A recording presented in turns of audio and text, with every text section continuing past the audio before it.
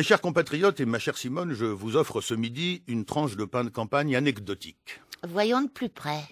Ça se passe il y a quelques semaines, il est environ 23 heures, je suis dans le quartier Stalingrad à Paris, je sors du restaurant en compagnie d'une bonne amie. Nous fumons une cigarette tranquillement sur le trottoir.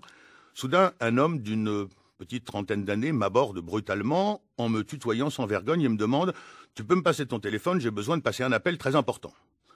Je refuse poliment pour la simple raison que j'ai 2 ou 3 copains qui, dans le même schéma de jeu, ont vu le bonhomme partir en courant avec leur téléphone.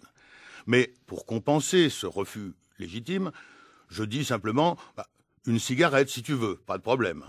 J'en veux pas de ta cigarette, éructe le gars. Tu me prends pour un clodo ou quoi? T'es un sale raciste, voilà ce que t'es. Je m'avise à cette occasion que l'individu est de type arabe.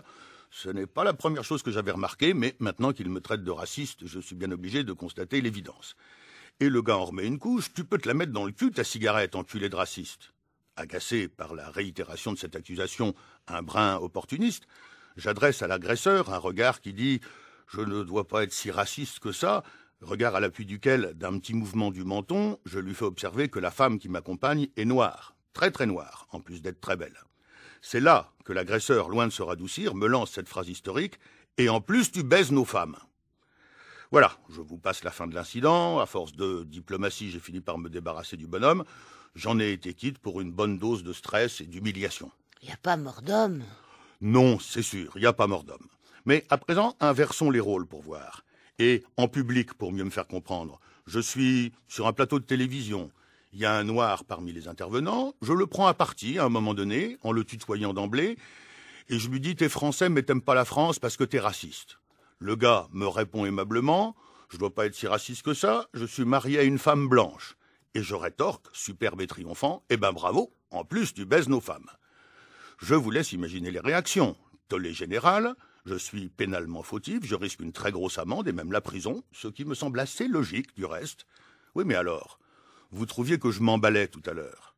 Un noir n'est donc pas égal à un blanc n'est donc pas égal à un arabe? 2 poids, 2 mesures? On dirait bien. Oui, Simone, il semble bien. Et si je me formalise un peu, c'est que l'incident que j'ai raconté en commençant et dont je me sens l'innocente victime, ce genre d'incident n'est pas isolé. Il est même extrêmement fréquent à ma connaissance et de plus en plus fréquent au fil des années. Et je ne crains pas de le dire, je suis indigné, je suis révolté, épouvanté de ne pas me sentir soutenu dans cette circonstance par une grande partie de mes concitoyens, les professeurs de tolérance et les gardiens du politiquement correct. Mais j'y pense. Vous qui m'entendez, peut-être faites-vous partie de cela. Et vous trouvez que j'exagère, que je généralise, que je fais bien des histoires pour pas grand-chose. Vous pensez même que je suis effectivement raciste. Si c'est le cas, c'est votre droit le plus strict, naturellement. Et je vous laisse vous bercer dans la bien-pensance et vous vautrer dans l'inextinguible culpabilité postcoloniale.